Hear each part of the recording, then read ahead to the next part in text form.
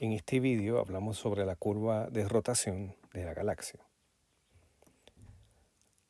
Primero vamos a definir lo que es la curva de rotación. Así que la curva de rotación de una galaxia es una gráfica de rapidez orbital de las estrellas o gas visible en función de la distancia al centro de la galaxia. Así que podemos hacer una gráfica donde en el eje horizontal está la distancia al centro de la galaxia. En el eje vertical está la rapidez orbital de distintos objetos, ¿verdad? Y se va graficando, ¿verdad? Hasta que se produce esta curva. Se han hecho estudios con galaxias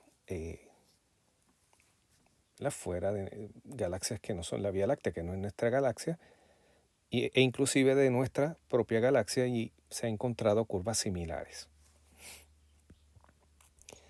Así que lo primero que resalta de esta curva es la estructura que tiene, ¿verdad? Que hay un aumento, pero de momento empieza y se vuelve plana. Y esto indica que las rapideces orbitales de las estrellas en la galaxia no siguen las mismas reglas que otros sistemas, como el sistema solar, por ejemplo. En nuestro sistema solar, la mayoría de la masa está en el centro, o sea que el Sol contiene la gran mayoría de la masa. Y en estos casos, la masa interior a una órbita estaría dada por la ecuación que utilizamos en el video anterior, ¿verdad? M sería igual a v cuadrado r sobre g. Por lo tanto, uno espera que v tenga esta relación o esta dependencia de r. En este caso, r es la distancia al centro galáctico. Y en este gráfico representaría lo que es d. El movimiento que sigue, que se sigue cuando se tiene esta dependencia, ¿verdad?, de el recíproco de la raíz cuadrada, es llamado movimiento kepleriano. Y nuestros planetas en el sistema solar pues siguen este movimiento. Pero note que eso contrasta con lo que se encuentra para las estrellas en la galaxia, que sería esta gráfica.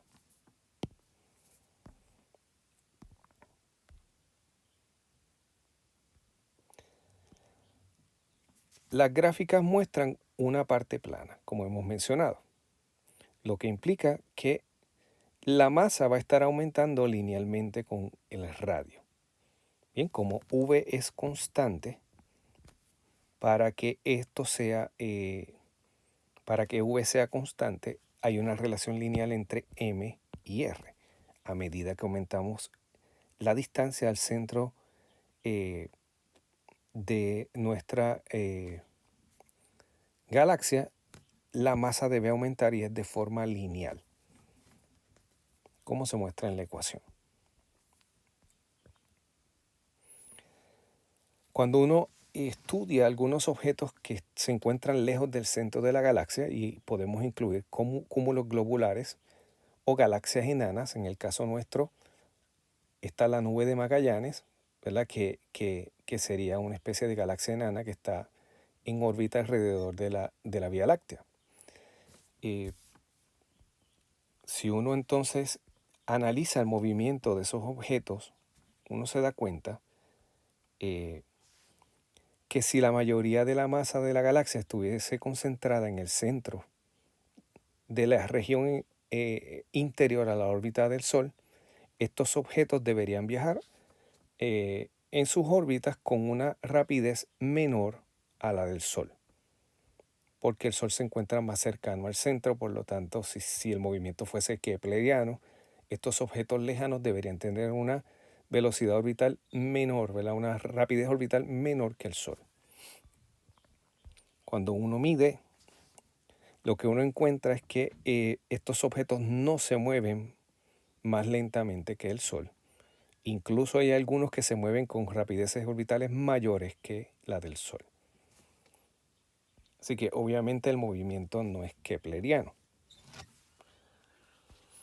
Y surge la pregunta, ¿Qué significan estas rapideces más altas? Porque estos objetos que se supone que tengan una rapidez orbital menor a la del Sol, tienen esa rapidez tan grande. Así que si analizamos lo que nos dice la tercera ley de Kepler, esta ley nos dice qué tan rápido debe orbitar un objeto para que no ocurra una de dos cosas, ¿verdad? Si el objeto va demasiado lento, eh, el objeto va a caer hacia el centro. Por lo tanto, no puede ir muy lento. Si el objeto va muy rápido, se escapa del sistema. Así que lo que nos dice la ley de Kepler es que cuál es la rapidez que hace que ni se caiga hacia el centro ni se escape del sistema. Eso es lo que nos da, ¿verdad?, esta ley. Y si uno entonces aplica esto a lo que vemos, si el movimiento de la galaxia fuera kepleriano, los objetos exteriores con gran rapidez deberían haber escapado hace mucho tiempo. Quiere decir que esos objetos estarían en esta parte donde que como van tan y tan rápido, escaparían del sistema. La gravedad no sería suficiente para crear un sistema con enlace gravitacional con estos objetos si ellos tienen esa rapidez orbital.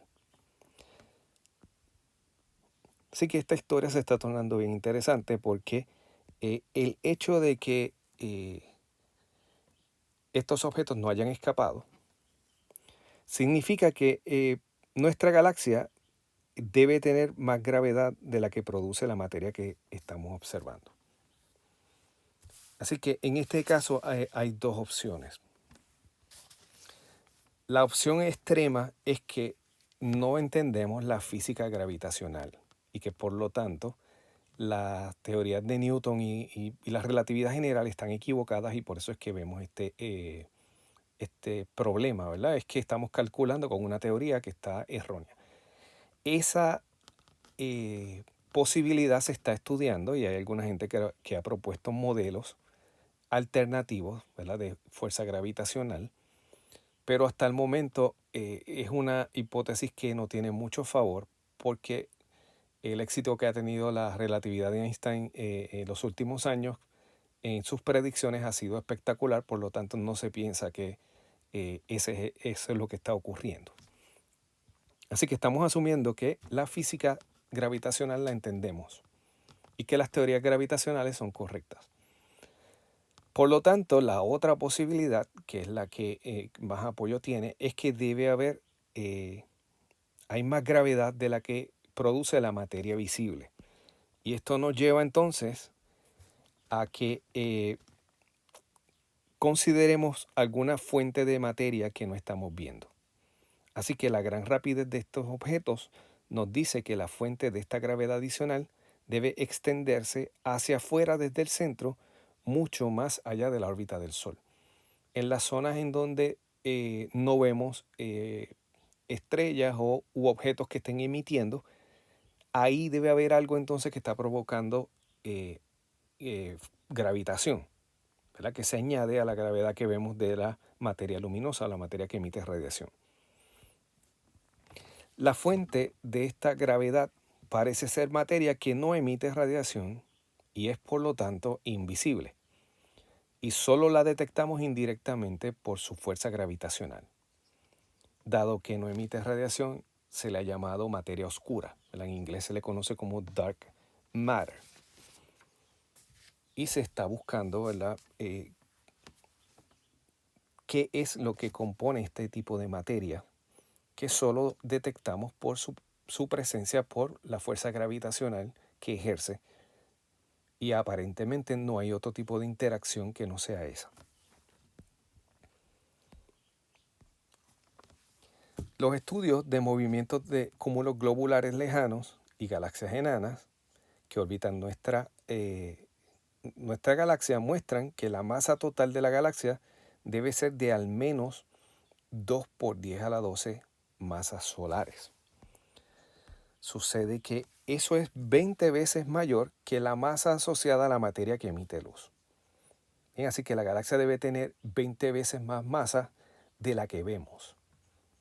Y ese exceso es lo que le atribuimos a esta llamada eh, materia oscura. Otro dato que nos dan esos estudios es que la materia oscura se extiende a una distancia de al menos 200.000 años luz del centro de la galaxia. Bien, o sea que va mucho más allá de la órbita del Sol, mucho más allá de lo que vemos, ¿verdad?, de la materia visible que se ha observado.